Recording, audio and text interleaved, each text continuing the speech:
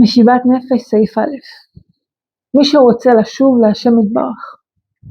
מי שרוצה לשוב, עם זה רבנו מתחיל, מי שרוצה, כלומר עוד לפני הכל יש לנו עסק פה עם הרצון, אוקיי? מה שיקדם את האדם לכיוון הקדושה או ירחוק אותו מכיוון הקדושה הוא הרצון שלו. אם אנחנו נדבוק ברצון ונרצה ונמשיך לרצות, אז אנחנו נגיע לקדוש ברוך הוא, להשם יתברך. ההתחלה היא מי שרוצה לשוב להשם יתברך, צריך להיות בקיא בהלכה מאוד, שלא יפיל ולא ירחיק אותו שום דבר בעולם, בין בעלייה ובין בירידה. כלומר, כשאנחנו נמצאים בירידה, יש סיכוי גדול שאנחנו לא נרצה יותר את העסק הזה של עבודת השם, כי כשבן אדם מנסה להתקרב לקדוש ברוך הוא, אז עובר עליו, אתה צריך עליות וירידות, עליות וירידות, עליות, סבבה לגמרי, כיף לי להיות בעלייה, אבל ירידות, אני רוצה לחוות ירידה, ואז כשבן אדם חווה ירידה, הסכנה הגדולה ביותר היא שהוא יאבד את הרצון. אז מי שרוצה לשוב להשם יתברך, צריך לשמור על הרצון, כי אם אתה רוצה אתה תגיע, אבל איך תשמור על הרצון? אתה צריך להיות בקיא בהלכה מאוד, שלא יפיל ולא ירחיק אותו שום דבר בעולם, בין בעלייה בין בירידה, בכל מה שיעבור עליו יחזק את עצמו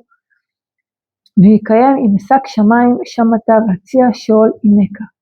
קודם כל בקיא בהלכה. מה זה הלכה? הלכה זה גם לשון של הליכה, איך ללכת, וגם לשון של החוקים והמשפטים של מה נכון ומה מותר ומה אסור, והרבה פעמים כשאנחנו לא בקיאים בהלכה,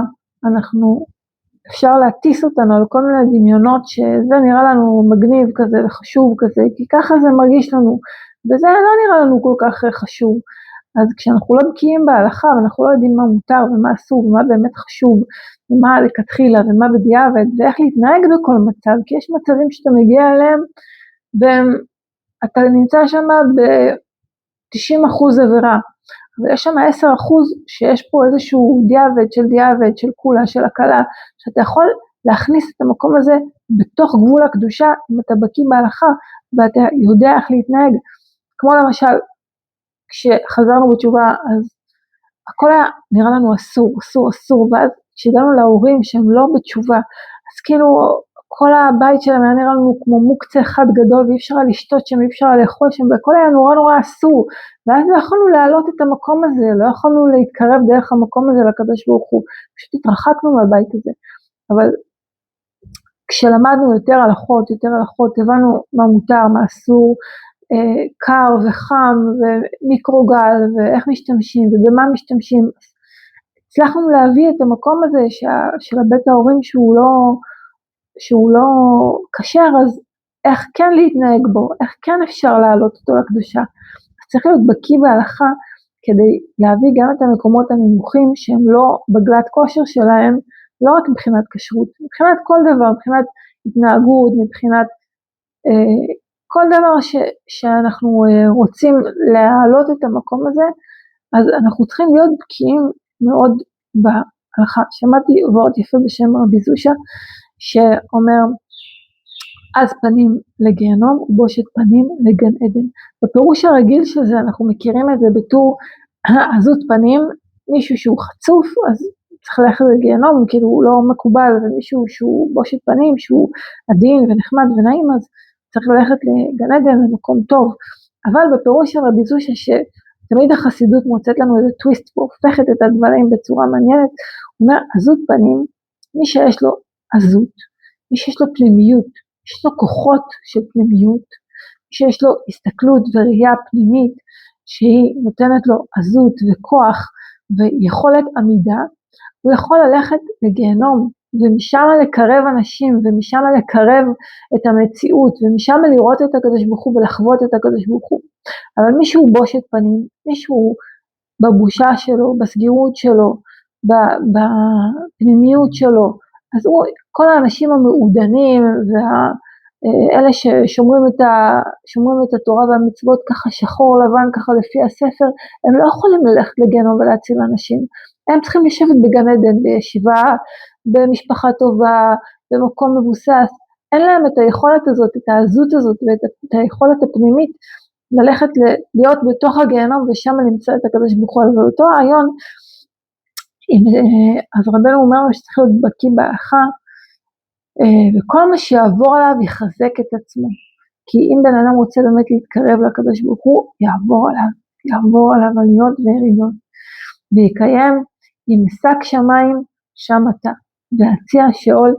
נקע. קודם כל צריך לדעת מה זה אם שק שמיים.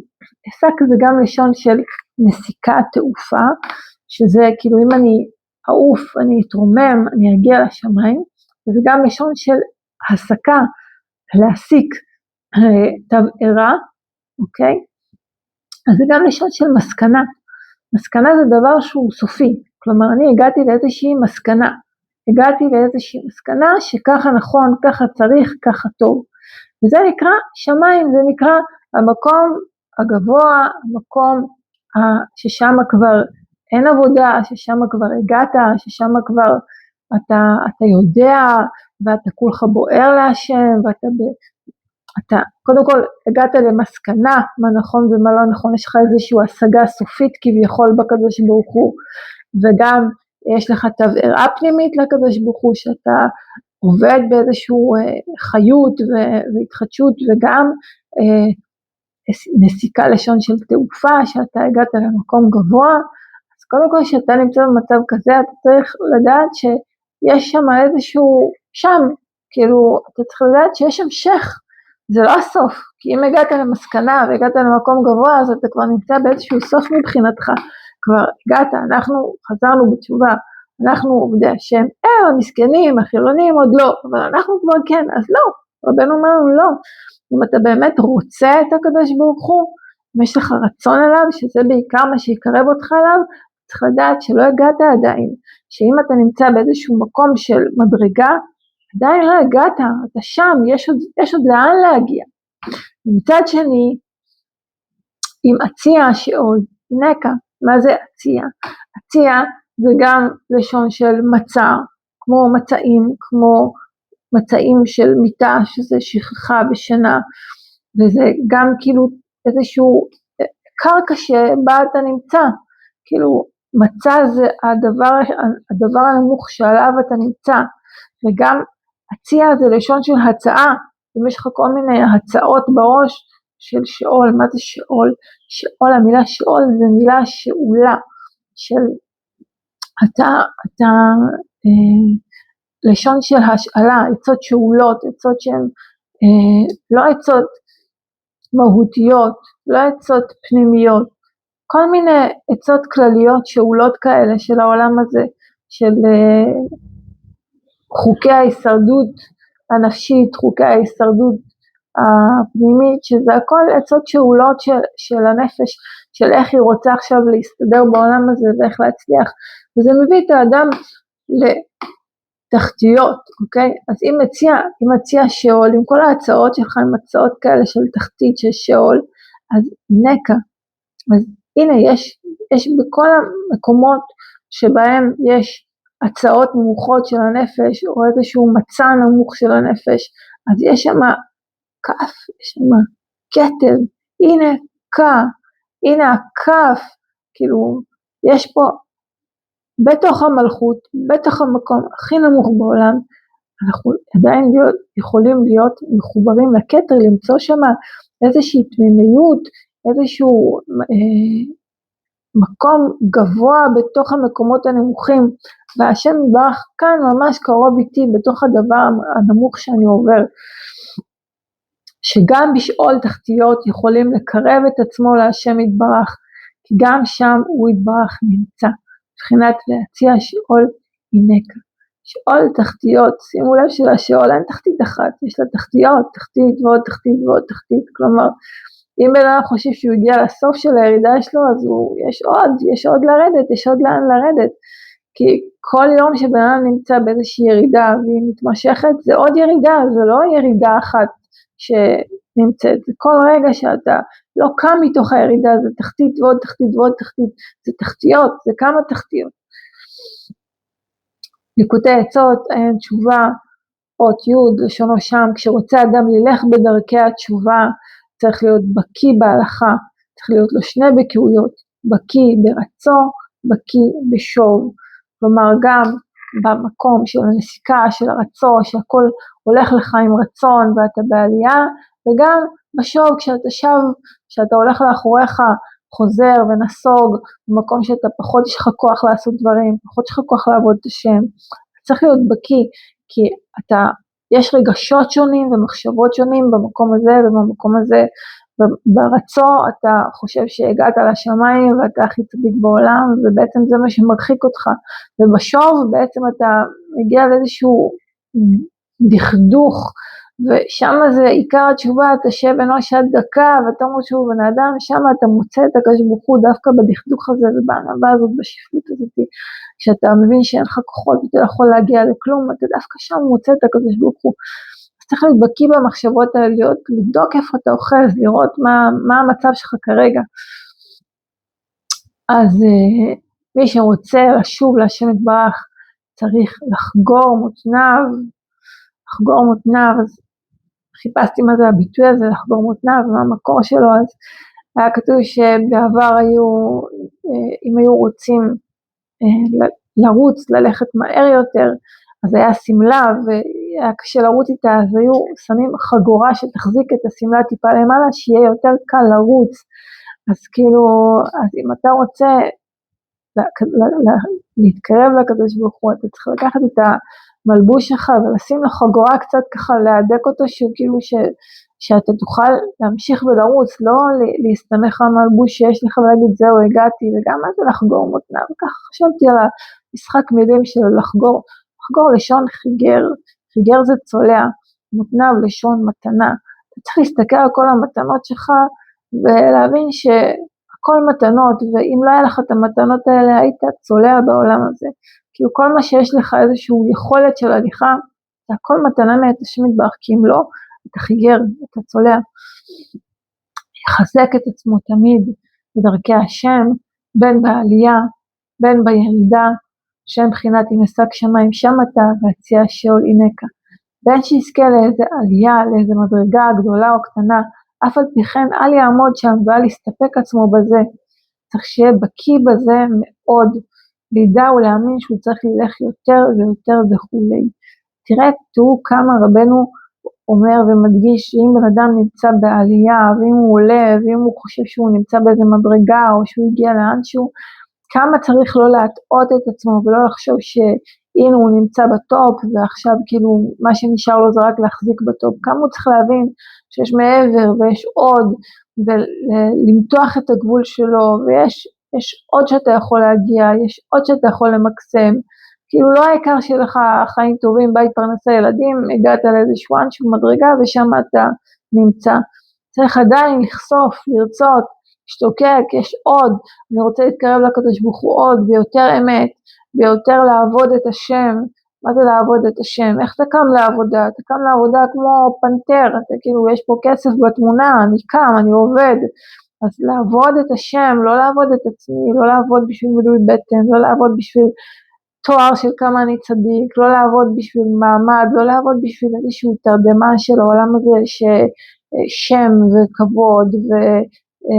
וייחוס ושידוך, או כל דבר שמניע את האדם לפעולה, וזה לא בעצם הקדוש ברוך הוא בעצמו, אז יש שם מה לנקות עדיין, אז עדיין יש לך מה לנקות, אז תאמין שיש עוד להתנקות ועוד להתנקות, עד שתראה את כל העולם כולו הקדוש ברוך הוא, צריך ללך יותר ויותר, זה בחינת בקיא ברצו, לנקות את הרצונות, וכן להפך, שאפילו אם ייפול חס ושלום למקום שיפול, אפילו בשאול תחתיות חס ושלום, גם שם אל יתייאש עצמו לעולם בשום אופן, יהיה איך שיהיה, כלומר גם אם אתה נמצא עכשיו במקום שכבר ירדת ואתה בירידה, והכל באיזושהי אנרציה של ירידה, כי כשמתחילים לרדת והירידה היא ירידה, אז יש כאילו מיני דרדרות כזאת שהטבע כבר מושך כלפי מטה, עבירה גוררת עבירה, גם שם בכל זמן שאתה יכול להתעורר בו מהמצב שאתה נמצא ולהגיד השם איתי כאן בירידה הזאת, בעצם משם זה בעצם עלייה, אם אתה רואה בירידה שלך את הקדוש ברוך הוא, שם מתחילה העלייה שלך, כי אתה רואה שהקדוש ברוך הוא שם אותך במצב הזה, ואתה רואה שהמצב הזה הוא בא לתת לך כלי של ענווה, לתת לך איזושהי הסתכלות שאתה יודע שאתה לא יכול לבד, וכשבן אדם פונה ממקום אמיתי כזה, הוא יכול להיות ברגע אחד בשיא העלייה, כשבן אדם נמצא בירידה וירידה וירידה, אפילו ב-12 הצעדים, שזו שיטה שגויים פיתחו. אחד הדברים המדהימים שאני פגשתי שם, זה שכאילו אמרו, אני מודה בזה שאני לא שולט במצב. ההודעה הזאת שאתה לא שולט במצב, ושאתה נמצא באיזשהו משהו שהוא מעבר לכוחותיך, היא בעצם הודעה בזה שיש כוח עליון, וזו הודעה ממקום כל כך אמיתי, שהוא לפעמים יכול להיות להביא אותך לשיא של ההתקרבות לקדוש ברוך הוא, דווקא בתחתית, שבה אתה מבין שאתה לגמרי לא בידיים של עצמך, ואין לך שום הנהגה פנימית, ואתה לגמרי מונהג וסומך על איזושהי הנהגה חיצונית, שהנהגה של הקדוש ברוך הוא, שהיא תוציא אותך ותשלוף אותך, ממקום שאתה בעצמך לא יכול להושיע את עצמך. אז גם בשאול תחתיות, אפילו אם יפול חס ושלום למקום שיפול, בשאול תחתיות חס ושלום, גם שם אל יתייאש את עצמו לעולם, בשום אופן יהיה איך שיהיה, רק יחפש את השם יתברך, ויחזק עצמו בכל מקום שהוא, ובכל מה שיוכל. כלומר, אל תראה את זה כמו שמבקשים לנו להיות בקיא בעלייה, שלא לראות את העלייה ואת המצב הרוחני הטוב שבינם נמצא בטור סוף פסוק, ככה מבקשים מאיתנו לא לראות את המצב המדורדר והנמוך והשפל שלנו בטור סוף פסוק. יחזק עצמו בכל מה שיוכל, גם בשאול תחתיות נמצא השם יתברך, וגם משם יכולים לדבק את עצמו אליו יתברך, מבחינת והציע שאול אינקה, מבחינת בקיא בשוב, כי אי אפשר לזכות לתשובה, כי אם כשבקיא שני בקיאויות אלו, ובאמת היא בקיאות גדול מאוד, שיזכה לידע שצריכים להיגע עצמו ולטרוח בעבודת השם ולצפות תמיד בכל עת להגיע למדרגה גבוהה יותר, ואף על פי כן לא ייפול משום דבר, אפילו אם יהיה איך שיהיה חס ושלום, ואף על פי כן אל ייפול בדעתו כלל ויקיים והציע שאול אינקה כנ"ל, וכשיש לו שני בקיאות אלה, אז הוא הולך בדרכי התשובה. אז רבנו תראו כמה פעמים רבנו אומר שזה בקיאות גדול, מה הבקיאות כל כך גדול, כאילו מה זה תואר ראשון, תואר שני, דוקטורט, מה הבקיאות הכל כך גדולה, בקיאות כל כך גדולה לעשות את ההבחנה בתוך האדם, איפה אני אוחז, אם אני כרגע באיזשהו מקום טוב ומבוסס, לבדוק שאין שם את המלכודת הזאת שלוקחת אותי למקום, הנה הגעתי הכל בסדר, אני מסודר, עדיין לרצות עוד, למצוא עוד מקום של רצון, כי העיקר שהכל תלוי בו בקרבת אלוקים זה הרצון, לא להסתפק, להיות תאוותן בקדושה, להתאבות עוד לעוד מדרגה ועוד מדרגה ועוד קרבת אלוקים ועוד קרבת אלוקים. וגם אם בן אדם נמצא במקום נמוך, צריך להיות בקיא, לא להתייאש, לא להגיד טוב יאללה זה המצב, זה ככה אני, ומכאן אני ממשיך באותו דרך, לא, צריך לרצות את הקדוש ברוך הוא גם משם, צריך להבין שגם שמה, כשבן אדם רוצה את המקום, רוצה את הקדוש ברוך הוא ממקום נמוך, גם שם הוא עושה עבודת שם גדולה וחשובה מאוד, הוא עושה לקדוש ברוך הוא דירה בתחתונים, צריך בקיאות, תראו כמה פעמים רבנו מדגיש שצריך בקיאות בהלכה, צריך להיות בקיא איך ללכת, צריך להיות בקיא מה מותר ומה אסור, צריך להיות בקיא כי גם במקומות מאוד מאוד נמוכים ושפלים עדיין יש איזשהו ניצוץ שאפשר להרים אותו, ויכול להיות שכל המצב הקשה שבן נמצא בו והביאו אותו לשאול תחתיות לאיזשהו מצב שפל מאוד, דווקא ששם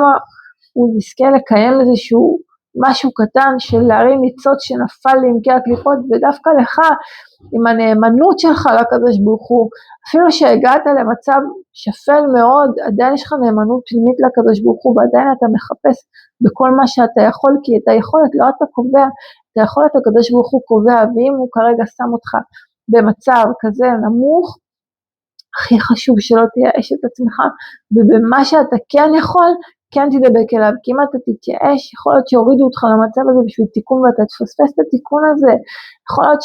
שדווקא בך הקדוש ברוך הוא בחר,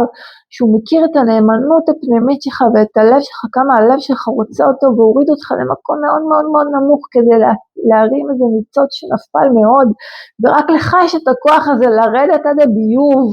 ולהרים משם איזשהו יהלום ששייך לכתר, ואם אתה תתייאש, פספסת את זה, ואל תפספס את זה, תהיה בקיא, תדע לנקות את הלב שלך מכל הערבובים שלו, ולהגיד, אני עושה מה שאני יכול, אני מחובר לקדוש ברוך הוא גם במקום הכי נמוך שלי. אף על פי כן, על ליפול בדעתו כלל, כאילו יכול להיות שאתה תיפול במצב החיצוני שלך, שאתה תיפול לעבירות, תיפול למקומות לא טובים, תיפול לשון תחתיות, אבל בדעת אל תיפול, בדעת, בחיבור שלך לקדוש ברוך הוא אל תיפול, בכל מקום תכניס אותו, אני כאן איתך, אני בנפילה הזאת איתך,